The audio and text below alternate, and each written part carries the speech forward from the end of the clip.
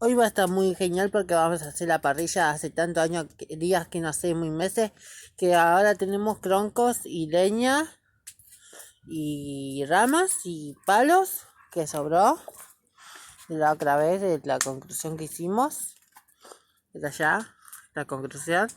Y bueno, de los árboles que estuvimos cortando, hicimos fogata, hay más madera. Vamos a hacer una parrilla hoy. Esta parrilla genial, ya tenemos la mesa para apoyar las cosas. Voy a mostrarles la parte del living patio al fondo de mi casa. Acá vamos a estar toda la noche con la mesa y los sillones. Y bueno, este patio súper lindo. Vamos a estar sentados toda la noche comiendo carne. Sí, una rica carne. Me encanta esta madera. Está quedando linda, con verde. Que tengo también una parte que es como un bosquecito. Fíjate que Tiene árbol. mucho. Hay un charco, Este es uno de esos bosques que tengo, típico de mi casa, que tiene muchos árboles que Dios creó, súper genial.